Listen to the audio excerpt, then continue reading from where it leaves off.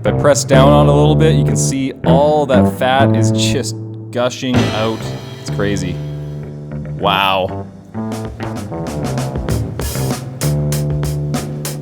I've always wondered what it would be like to cook a brisket without trimming it at all. Is that extra fat going to affect the flavor? Is it going to be too fatty? Is it not going to get enough bark formation on the meat?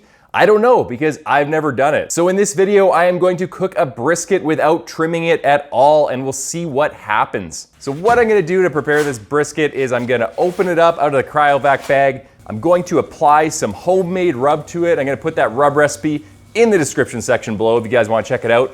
For this cook, I am using my Oklahamo Joe smoker, but it's been modified a little bit. This is a long story, and it starts out with, so I had a couple beers, but I was tinkering around with my Pit Boss 456D, and I realized that you could take the entire pellet smoker and auger out of the Pit Boss 456D, and it slides almost perfectly into the Oklahamo Joe's firebox. And it turns out it maintains pretty good consistent temperatures around 225 to 250 in the main cooking chamber. So I put the brisket in the smoker. The fat cap is up because that's where most of the heat is going to hit it. The point is towards the firebox because it can take the brunt of all that heat coming off the firebox before it hits the thinner part of the flat muscle, which is pointing towards the cold side of the smoker. After 3 hours, I opened the lid for the very first time, and it's looking actually really nice. It's developing that deep red mahogany color that we want, but it's a little dry around the edges, so I gave it a little bit of a squirt with some apple cider vinegar and water just to retain some moisture and get a nice finish.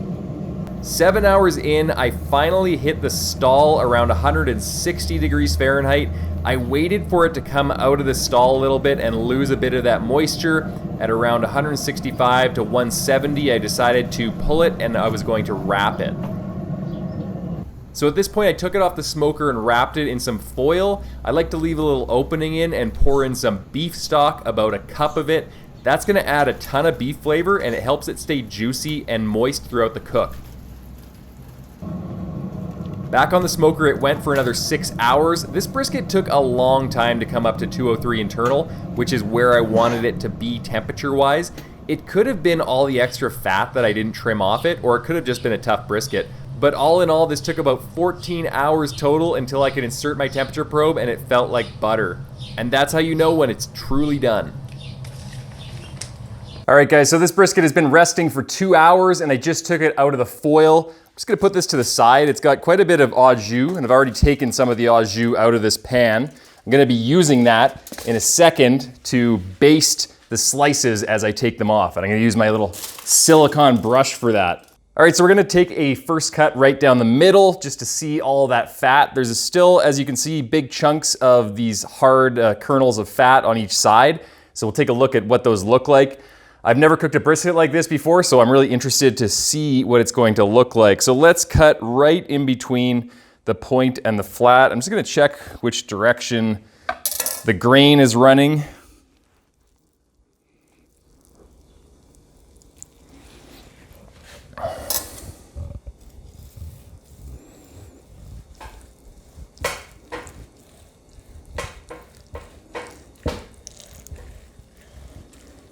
Cutting through just like butter.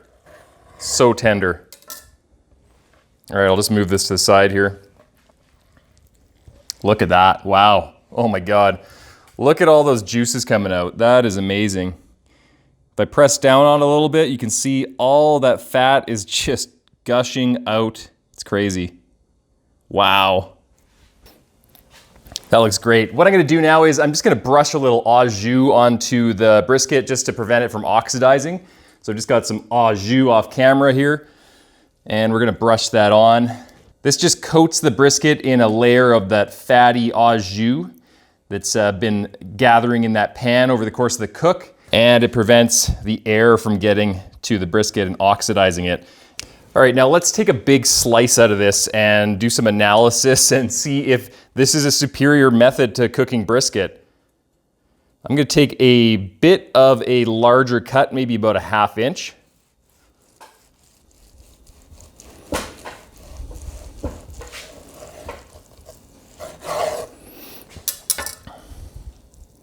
Take a look at that, wow. So So you can see that there's a huge chunk of fat right here. It's really tender. It's got a ton of bark on it. It looks good. I'm sure you wouldn't eat that whole thing, but it sure does look pretty. And as for the meat that's right below all that fat, I'm gonna take a look at this. You can see, oh man, it just pulls apart easily. There's a little bit of elasticity left in it, but barely any. It just almost falls apart. So let's take a bite of this. That's really good. Really good beef flavor, really tender, retained a lot of moisture. I've cooked a lot of these briskets before. I get them from the same butcher, and I have to say this is probably the juiciest, most tender one that's ever turned out for me. And that's probably because I left all the fat on it. And if you look right here, you can see in that area that I just exposed, there's even more juices coming out of this thing, right between the point and the flat muscle. I think that leaving on all of this fat and not trimming it to a 1/4 inch has really retained more of the moisture. And that's what I kind of expected going into this. I wasn't too sure. I mean, would you want to feed this to your family, like with big chunks of fat? I don't know. You could probably trim this all off. Like I could just cut this right now to the fat thickness that I wanted. But throughout the whole course of the cook, I got the benefit of having that fat and retaining that moisture. So I think this is a pretty decent way of cooking brisket. And one thing I'm really interested in taking a look at is I usually trim out all this fat right here. So as you can see, this kind of just comes off. It just flakes apart. And usually I would never have included that in the cook, but it's here nonetheless. The thing is, all I need to do really is just kind of pull this off. Obviously I wouldn't eat this, but it's really easy to remove it. So all I have to do is kind of slice down there and all that fat's gone. So I'm kind of coming around to this style of cooking because having that big chunk of fat there really helped to retain the moisture and probably helped the brisket cook more evenly because the meat wasn't directly exposed to the heat of the cooker. So I guess what you're losing out on is you're not getting as much bark in your bite. Did I say that right? Sounds like a root beer or something. But on the plus side, you're getting a more moist brisket and you're probably allowing it to cook more evenly with all that fat. So I think you should definitely try this method out. It's a lot easier to do, obviously, because you don't have to do the trimming. And at the end of the day, it still tastes just as good. You can just trim off the fat afterwards. You're just losing out on maybe a little bit of that bark. So if you want more bark formation per slice of brisket, I did this video a while back where I cooked a brisket on the Oklahoma Joe smoker, trimmed it up according to the way that I had always done it, and it turned out awesome. It just didn't have as much fat on it. So check that one out and maybe compare both styles of cooking and decide which one's right for you. I'll see you in that video, guys.